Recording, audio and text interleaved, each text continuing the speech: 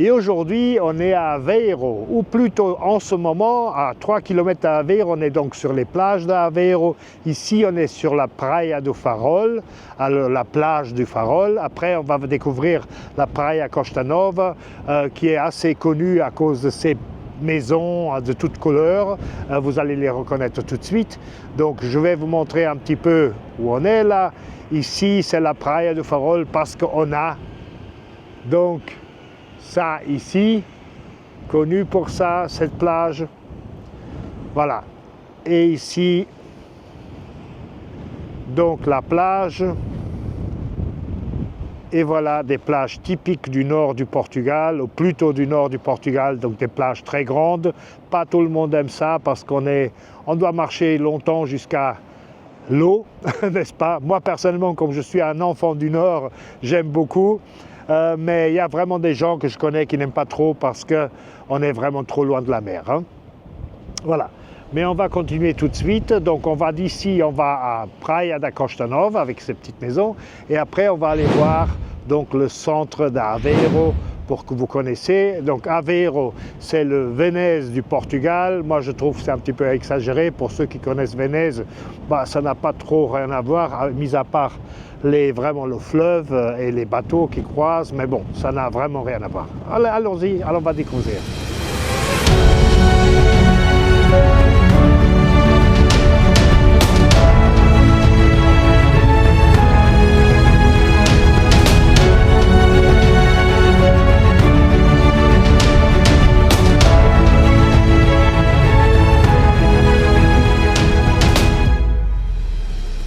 Bien, et si quelqu'un vous dit que le Portugal c'est un pays tropical, c'est un menteur.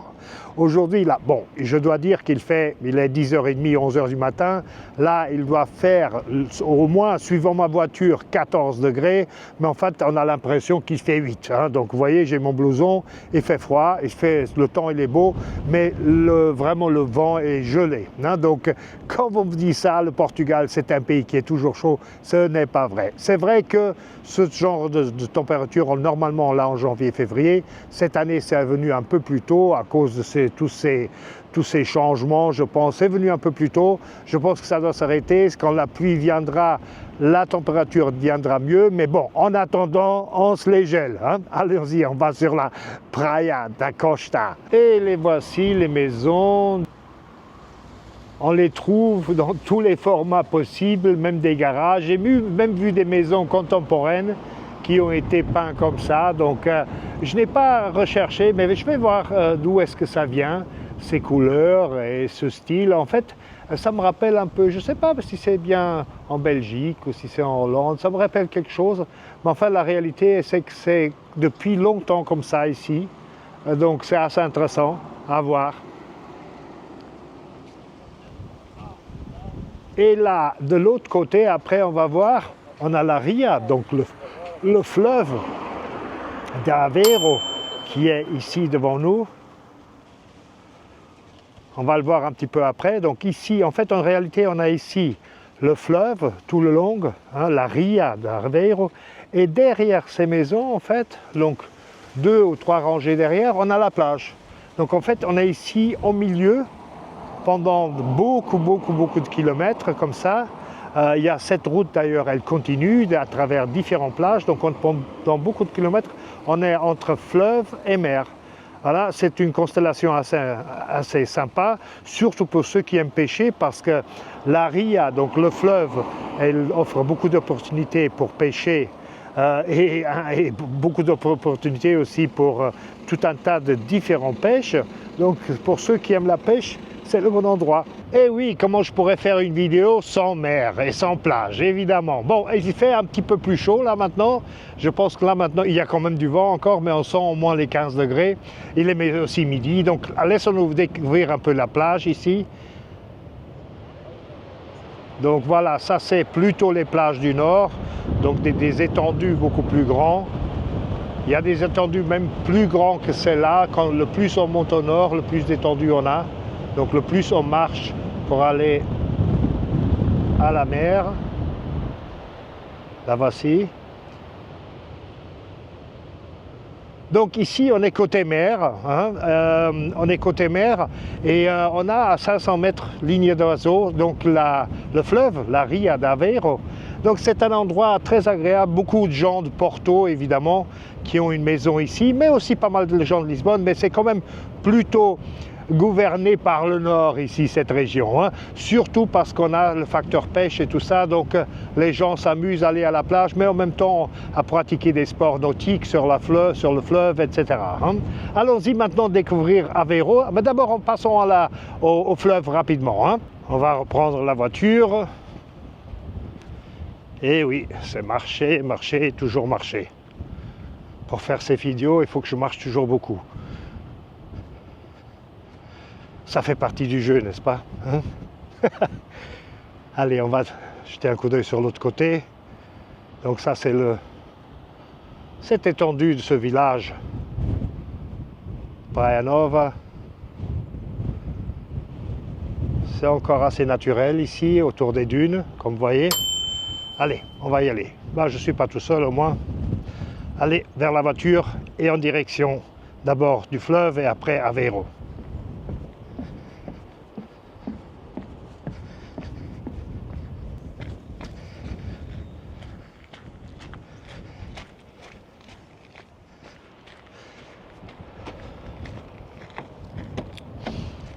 Et là, on est donc à la Ria, donc au fleuve d'Aveiro, hein, donc idéal pour la pêche, comme j'ai déjà dit.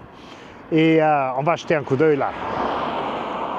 Donc cette route-là, elle continue au long des plages.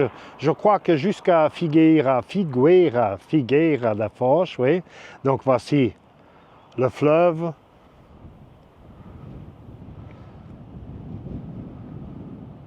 Voilà, il continue comme ça. Donc ici, de ce côté-là, là-bas, vous allez à Aveiro.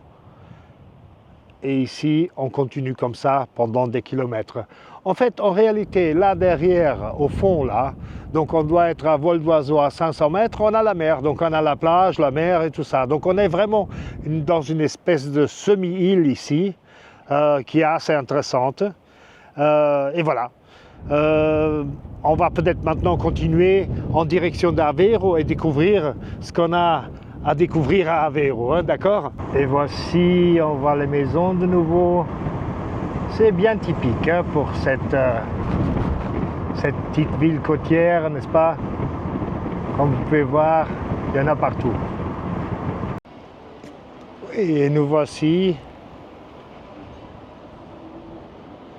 à Aveiro, ici dans le centre, près du fleuve. Ici, on a les petits ponts. Vous pouvez laisser votre mémoire, comme quoi vous avez été ici. On va jeter un coup d'œil. Et bien, il y en a. Là-bas, ça continue, il y en a d'autres. En ce moment, je ne vois pas de bateau. Il y en a deux qui viennent de passer, mais on les verra certainement par la suite. Et bien, il y en a.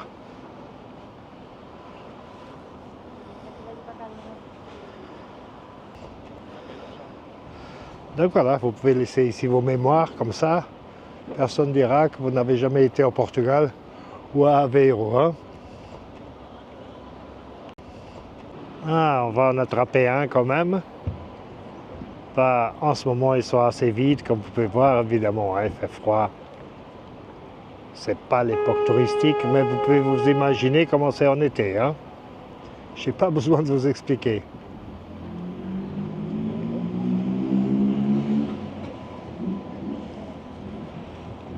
Allez, on va jeter un coup d'œil. Ah, il y a la dame, donc il y a les guides qui expliquent. Voilà, c'est pour ce motif qu'on appelle ça le Vénus du Portugal, malgré que ça n'a pas trop rien à voir, mais bon, ça ressemble un petit peu.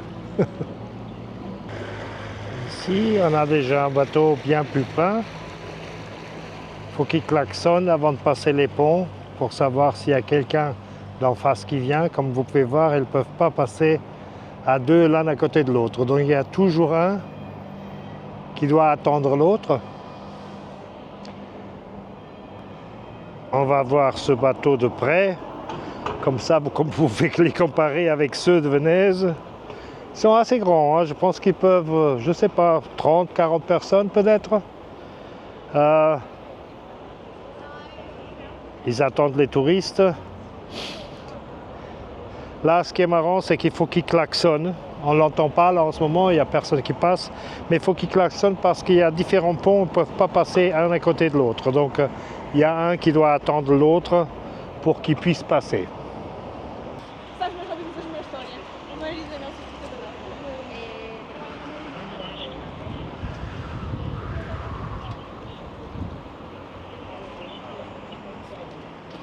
Ici, c'est la part qu'on était, on ne peut vraiment pas marcher parce qu'il y a tellement de monde que c'est presque impossible de passer, hein. Et évidemment, tous ces bateaux que vous voyez ici, ils n'y sont pas en été parce qu'ils sont tous en route, quoi. Donc là-bas, il y en a d'autres. Et ça continue encore. Ici, on a évidemment, comme toujours, des petits magasins pour les touristes. Voilà.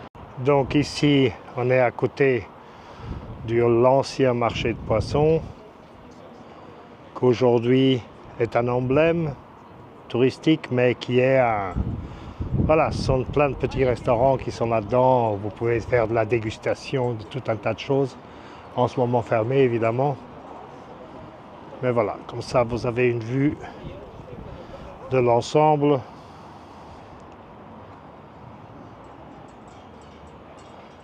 Allez, on retourne.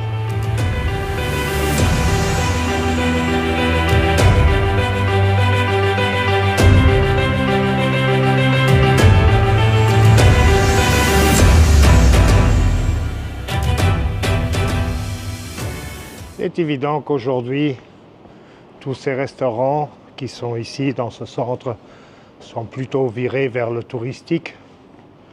Néanmoins, ça ne veut pas dire qu'on mange mal, simplement on paiera beaucoup plus cher qu'ailleurs, quoi, en fait.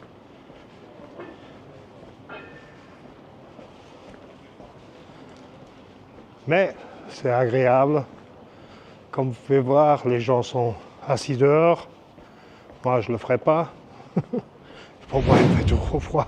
Mais il y a quand même encore pas mal de touristes qui sont assis dehors et qui ne se gênent pas, ça ne les dérange pas qu'il fait froid.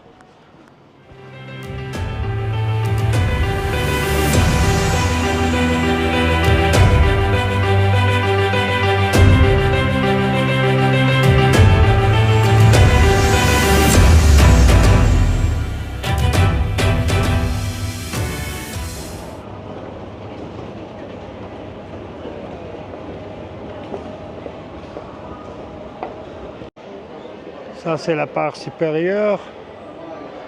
Oh, c'est un centre, hein, c'est un shopping, hein, évidemment. La seule peut-être différence, c'est que c'est un semi-ouvert, comme vous pouvez voir. Donc on est à l'air, quoi.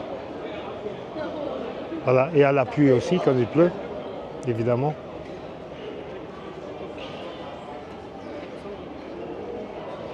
Voilà. Donc une petite vue sur Aveiro. Il est évident que je ne vais pas vous montrer tout, hein, parce que ça, vous découvrez vous-même. Comme je n'ai pas un bureau de tourisme, ce n'est pas mon but. Le but, c'est de vous faire découvrir les parts les plus importantes, les plus intéressantes. Mais évidemment, il y a beaucoup de choses encore à découvrir. C'est une ville jeune parce qu'il y a des universités. C'est une ville agréable. Donc, je pense que ça vaut le coup de venir ici jeter un coup d'œil. Et après, passons vers le bas, dans ma région, donc Óbidos, Nazaré, Caldas da Rainha, et venir me connaître. Hein. Ciao, ciao, votre Tony Portugal. N'oubliez pas, laissez vos commentaires au bas et abonnez-vous. OK? À plus, ciao, ciao.